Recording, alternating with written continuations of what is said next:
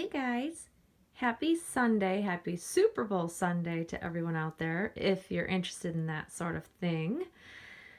I can't believe the weekend's almost over. It's crazy how fast the weekends go.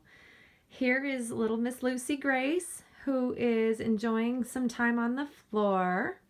She's got her toys out. As you see, she has her favorite little lovey that she always sleeps with, her little elephant there, and then she's got her little baby doll. Um, you guys have probably seen that. It's usually sitting on the shelf, but I figured she needs some toys to kind of occupy her so that we could hang out and have a chat.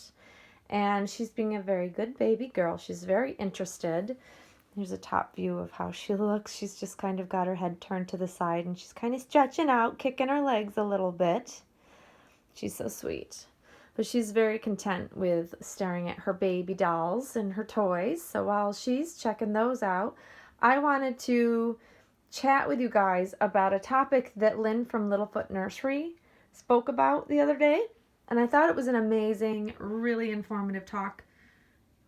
And I thought the topic was one that I haven't heard anybody really talk about, but she brought up some very good points, and I wanted to kind of share my thoughts on it. So the topic is, how do you deal with feelings of jealousy in the Reborn community?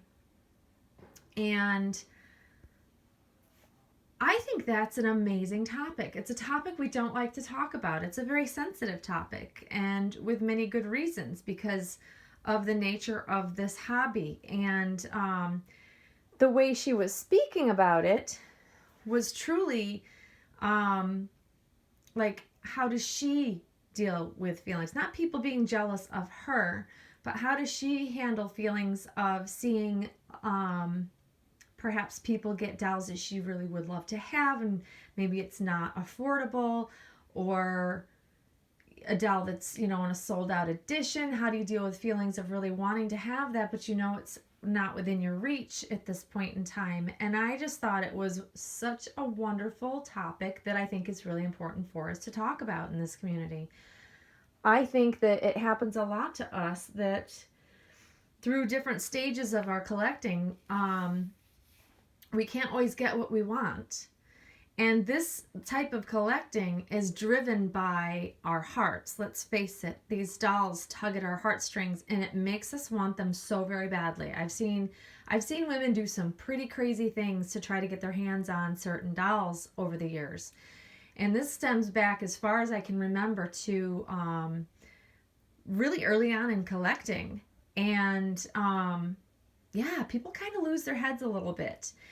And so I thought I was going to share with you guys kind of how I deal with, when I see something that is completely out of my either price range or it's just not available to me, how I handle that, and seeing other people receiving these dream dolls that perhaps maybe I would love to have, and maybe the feelings I have and how I go about dealing with it. So first off, let me preface this whole discussion by saying these are only my thoughts, and this is how I handle, maybe these creeping in thoughts of maybe some jealousy of somebody else getting a doll that I really, really want and I know I can't have.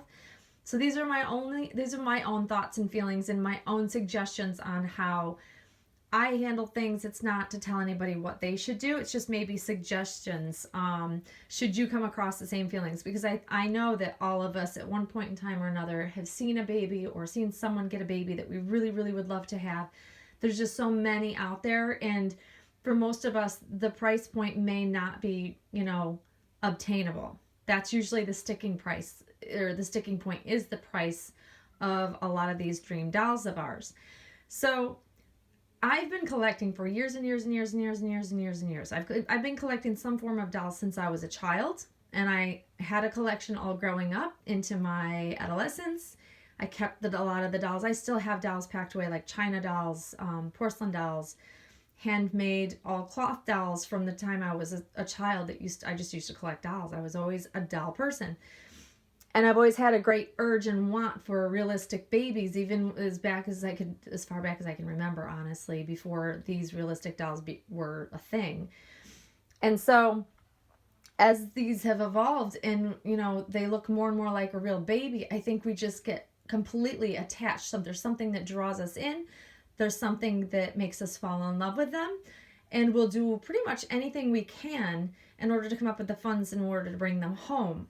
At least that is how it has been for me. Now, I have had many a times, when Romy Stridham came out with her full body silicone dolls, it was right around the same time that Claire came out with her full body silicone dolls. And there was only a handful, literally only a small handful of artists that were actually creating these full body silicone babies. And so, per the number of collectors were less too, of course, at that time. But the ratio of, collectors to dolls available was very, very limited. So that's when they did lists, and I recall several times of not making it on a list fast enough, and I remember being very upset about it. No one would have known, other than myself behind the scenes, that I was upset about it. So what I did is I learned to find alternatives to the things that I couldn't get. That's the way I deal with not being able to get my hands on something I really, really, really, really want.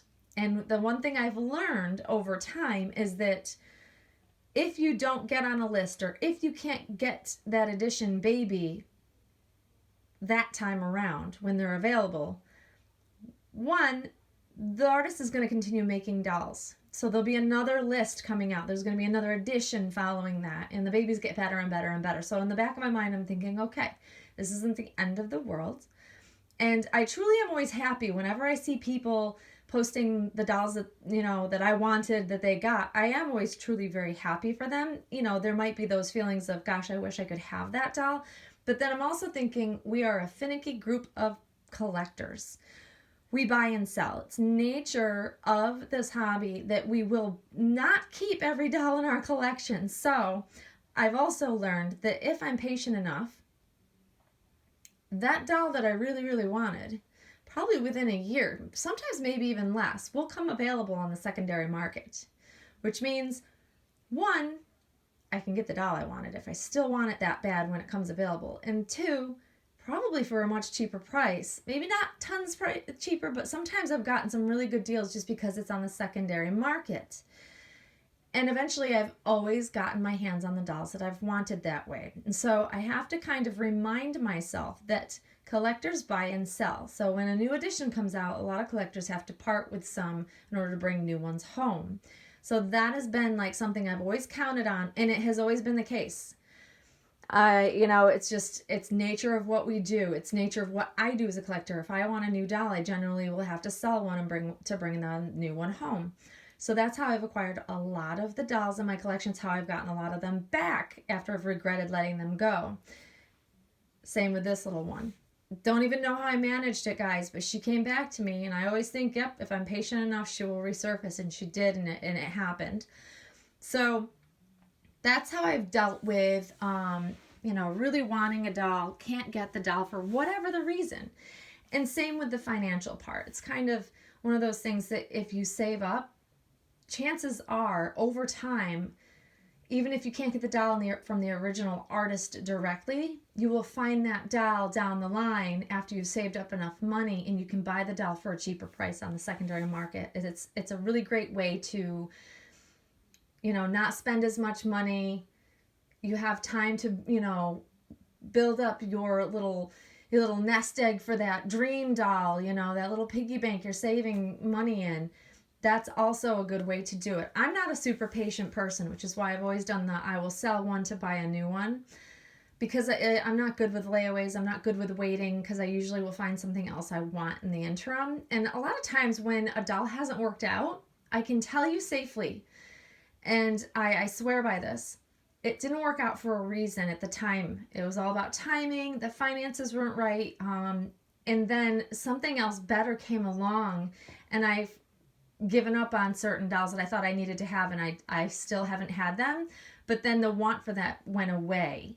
So always remember, there's something new always up and coming. There's always going to be a new doll out there. Doll artists are always creating something new, bigger, better, nicer, more realistic. So always keep that in the back of your mind, guys. When you really, really want something, you can't have it, something new will come out that you'll probably go, wow, I'm glad I didn't invest my money in that because I like this one better. That's also happened. But I have to say that one of the things that Lynn was talking about in her video was that a lot of our feelings come from the fact of whether or not we're very content with what we currently have in our collections. And I agree with that 100%. When I don't have a doll in my collection that I'm absolutely head over heels thrilled over, or maybe I just have gotten bored with, that's when I start feeling like, oh, I really wish I had a doll like such and such has, or, you know, maybe it's time to sell because I really see this doll that some other collector has that I would really love to have. That happens a lot with me. And then when I'm content, such as right now, I'm probably the most content with, I was content with Marley and I've been content with Lucy. Probably two of the most content times in my collecting life, I have to say. And I have one doll. People are like, how do you only have one doll? Because I'm content. I absolutely adore this baby. She is my dream baby. I still get like warm and fuzzy happy feelings when I get to come spend time with her in the nursery. When I hold her, I melt. She melts my heart. And that's key to me not wanting to look elsewhere and buy a new doll. Like, I have no urge to bring home another doll. Maybe there's one that's in the back of my mind that's just completely, it's not feasible financially for me right now. But that just means it's not meant to be for me. That's just how I look at it. If it works out and I were to be able to bring the doll home, then that means it was meant to be. That's truly how I feel about it. And I don't get bummed out about it because I am truly happy to have this sweet little baby girl that I do have. I'm very fortunate, and I always remind myself that I'm very fortunate to have what I have. You know, Romy Stridham babies come up as a topic of discussion because of their pricing. Because for majority of us collectors will not spend that or cannot spend that even if we have that amount of money on one single doll. And if you followed my channel long enough, you'll know that I've had a few Romy Stridham babies in my collection over the years.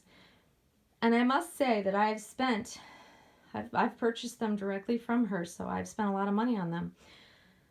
And when I had them, because of the amount of money I had invested in one doll, I couldn't enjoy them. So I've learned that even though I truly love Romy Stridham babies, I think they're beautiful babies, I am just so happy and thrilled to see when other collectors can get them and bring them home. Maybe in the future I'll have another one. It's really tough to say. It would have to be for the right price. And it would have to be the right timing, I think. But all in all, I have not experienced those feelings of jealousy in a really long time. I think it's because I'm content. But I also have learned in this hobby that if you want something bad enough, it will surface and you will have an available way to get that doll and bring it home eventually. And you just kind of have to have patience. Even though I'm not a patient person, I've learned to be patient when it concerns these dolls. And if you wait long enough, things do become available. So that's kind of how I deal with it, guys. It's kind of a long-winded answer, I suppose. But I also want people to kind of understand that if you wait it out, you might be able to find the doll on secondary market for a much better price. That's kind of always in the back of my mind when I see something new coming out that I might not be able to get at the time. So that's how I deal with those feelings of, you know, a bit of jealousy when I see someone bringing home a very, very high-end baby that it just melts my heart. I just know it just wasn't meant for me, but I'm truly happy for that collector to have been able to bring that dream doll home for them. I really do share in the joy of watching others be able to bring their dream dolls home. And I think that's also what makes it more fun for me and why I don't get those feelings of a bit of jealousy or envy and things like that. So that's my take on it. That's my thoughts and feelings. So very interesting topic, Lynn. Thank you for chatting about it on your channel. And hopefully people will enjoy listening to my thoughts on it. And here is little Miss Lucy, still enjoying those toys. Doesn't she look sweet, you guys? I just love her. I'm going to have some baby time, do some of my laundry and, you know, normal Sunday chores so I can get ready to go back to work. And I hope everybody enjoys the Super Bowl tonight if you're into that and you watch that sort of thing. And that's it for us right now, guys. Thanks for watching, and we'll see you again soon. Bye-bye.